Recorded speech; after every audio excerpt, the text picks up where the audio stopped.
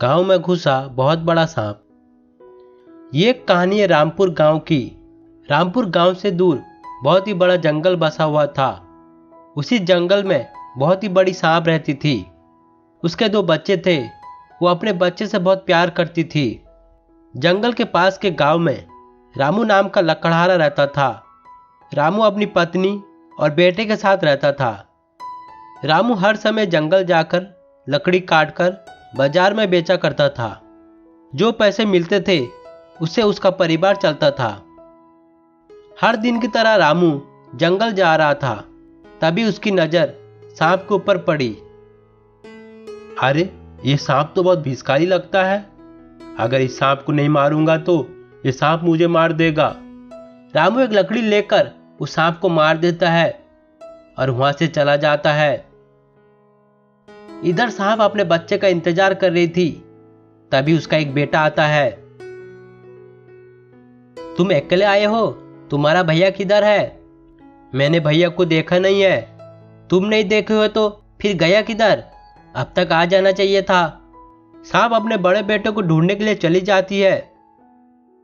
इधर उधर ढूंढने के बाद उसकी नजर बेटे के ऊपर पड़ी। जाके देखती है बेटा मरा हुआ है। किसने मार दिया इसको? मैं उसको नहीं छोड़ूंगी। सांप अपने मरे हुए बेटे के आंख से पता कर लेती है इसको किसने मारा है। सांप अपना बदला लेने के लिए गांव पहुंच जाती है। इतने बड़े सांप को देखकर गांव वाले डर जाते हैं। अरे, डरने की कोई बात नहीं है, मैं तुम्हारा नुकसान नहीं पहुंचाऊंगी। मुझे सिर्फ रामू का पता बता दो, मैं उसे मार के चली जाऊंगी। एक बात सुनते ही रामू का बेटा भागते भागते अपने पिता के पास आता है और सारी बात बताता है। एक बात सुनते ही रामू डर जाता है। अरे, मैंने क्या कर दिया? अब वो बड़ी सांप मुझे नहीं छोड़ेगी, कैसे करके मुझे मार देगी।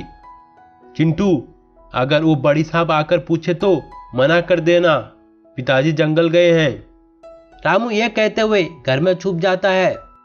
सांप गांव गांव पूछते पूछते रामू के घर को आती है। अरे बेटा, तुमने रामू को देखा है क्या? हाँ, वो तो जंगल चले गए हैं लकड़ी काटने के लिए। ये बात सुनते ही सांप जंगल जाता है।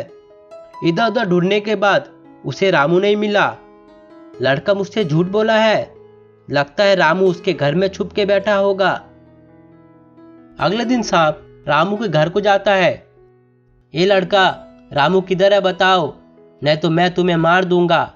चिंटू सांप के डर से रामू का पता बता देता है। ये बात है, ठीक है, उसे बुलाओ। चिंटू पिता के पास जाता है। पिताजी, अगर तुम नहीं गए तो वो सांप मुझे मार देगा। रामू ये बात सुनते ही सांप के पास आता है। उसने तेरा क्या बिगाड़ा था जो तूने उसे मार दिया? मुझे माफ कर दो, मैं जानता नहीं था वो तुम्हारा बेटा है। तुझे क्या लगता है माफी मांगने से मैं तुझे माफ कर दूंगी? ऐसा हो नहीं सकता, तेरी सजा तुझे मिलेगी। सांप रामू को मार देती है।